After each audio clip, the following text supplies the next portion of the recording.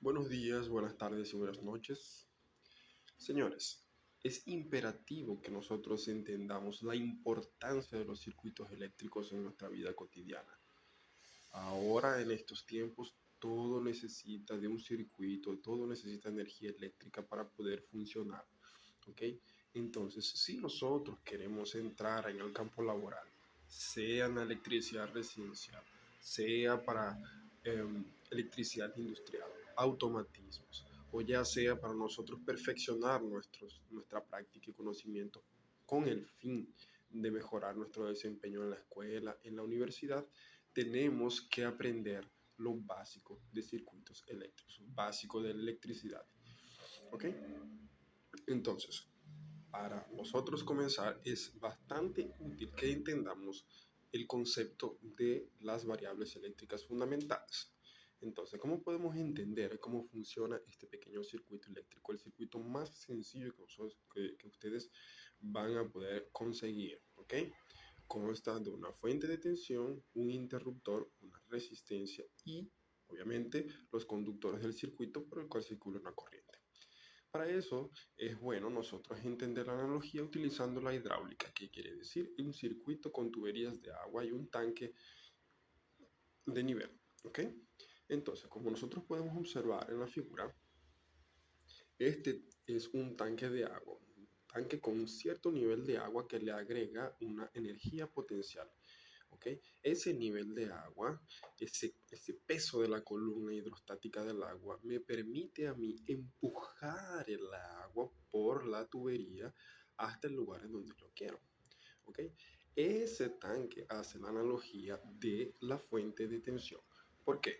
Porque en la fuente de tensión yo tengo una cantidad de electrones suficiente para tener un potencial superior, ¿ok? Al potencial cero o de referencia. Entonces eso me va a permitir empujar la corriente electrónica, el flujo de electrones por el circuito hasta donde yo quiero, que es igual que aquí, ¿ok? El nivel del agua, es decir, el potencial del agua, va a empujarla creando una circulación de la misma hasta el lugar donde yo quiero. Ahora, esta tubería, en este caso el grifo o esta tubería por aquí, representan, en este caso el grifo representa la resistencia eléctrica. ¿Por qué? Porque si yo cierro el grifo o abro el grifo, en función de la apertura o el cierre del grifo, yo voy a tener una cantidad de agua saliendo, ¿ok? Por aquí o inclusive circulando por la tubería. Aquí la tubería hace la alusión de los conductores eléctricos.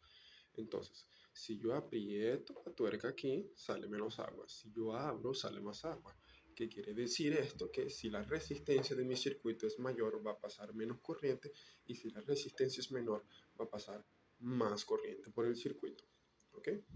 En este caso, el concepto de potencia eléctrica es muy importante porque es representado aquí por una turbina giratoria cuya fuerza viene dada por el empuje del agua, ¿ok?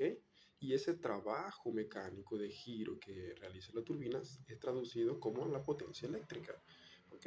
En este caso, la potencia eléctrica viene a ser realizado por el único elemento pasivo del circuito, aquí, que no es nuestra resistencia, que va a generar una potencia por efecto Joule, ¿ok? Que va a ser disipada en calor. Entonces, ya a nosotros, al haber entendido la analogía entre un tanque de agua y nuestro circuito eléctrico, llámese esto, el tanque de agua puede ser una bomba de agua que empuje el circuito, la corriente es el agua que circula por el circuito, los conductores son las tuberías por las que recorre el agua, la resistencia es aquella turbina, o no, la resistencia es el grifo que me va a permitir reducir o aumentar el flujo del agua por el circuito. Es muy fácil, muy fácil. Entonces, el siguiente paso vendría a ser comprender las grandezas eléctricas. Aquí el término grandeza viene del portugués. Para nosotros sería las variables fundamentales, que es voltaje, corriente y resistencia. ¿Ok? Nosotros ya tenemos una idea de lo que es el esbozo de esas variables. Ahora necesitamos entender las relaciones que gobiernan esas variables, en este caso la ley de Ohm. ¿Ok? Entonces, El sentido de circulación de la corriente viene dado por el sentido convencional de la corriente, lo que vamos a llamar sentido convencional. ¿Qué quiere decir esto? El sentido convencional nos indica que la corriente siempre va a circular de un potencial mayor hacia el potencial menor. ¿Qué quiere decir esto? Que va del positivo de la fuente al negativo de la misma. ¿Okay? Nosotros pudiésemos en el análisis de circuitos adoptar el sentido contrario de la corriente y en este caso tendríamos resultados con signos negativos. Más sin embargo, el valor, el módulo del valor debería ser igual. Ahora, este término convencional lo adoptamos así porque es un comprendimiento básico de los conceptos. Ahora, cuando vamos a entrar en materia más avanzada, vamos a nosotros conseguirnos con el concepto de campos electromagnéticos. ¿Okay? De ahí, nosotros vamos a entender la teoría de campos que en realidad está aconteciendo en estos fenómenos eléctricos. Ahora bien, la ley fundamental para nosotros entender el análisis de circuitos es la famosa ley de Ohm, que nos indica que la tensión es igual al producto de la corriente por la resistencia.